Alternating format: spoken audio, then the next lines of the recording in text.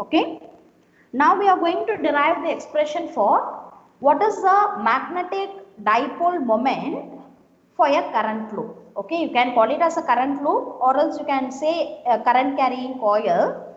Before that, just in order to recall, if you take a bar magnet, in the bar magnet actually you will be having two magnetic poles, okay, south pole and north pole, with the equal pole strength Qm, and the magnetic length of the bar magnet is taken as 2L. Okay.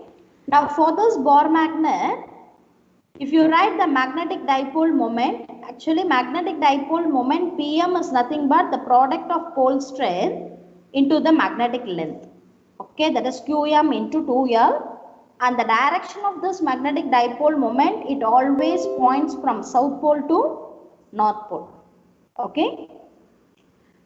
As well as we have derived what is the expression for the magnetic field at a point along the axial line of the magnetic dipole. I am not again going to explain this diagram.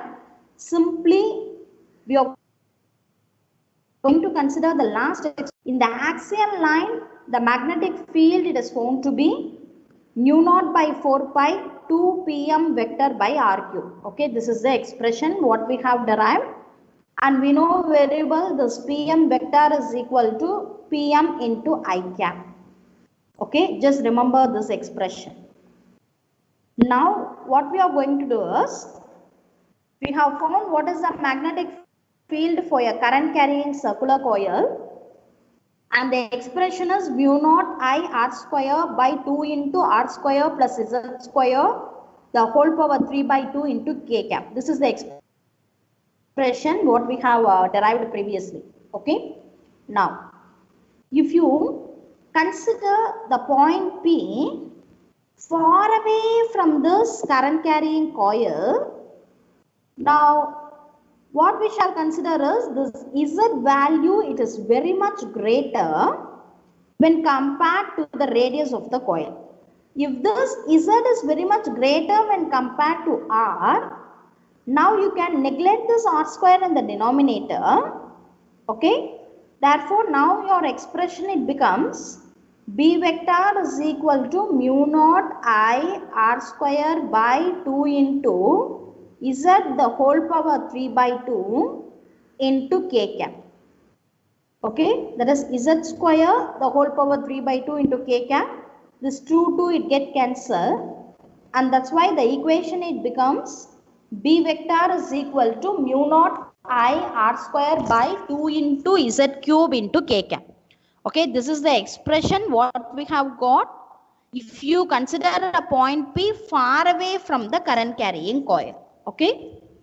The next step what we are going to do is, simply you are going to multiply and divide this equation by pi. Okay.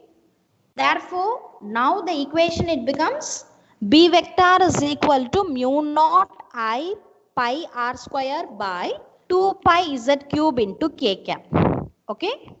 You know very well, this pi R square is nothing but the area of the coil. Okay. And that's why instead of this pi R square, now simply I can write A. Okay. A is nothing but the area of the loop.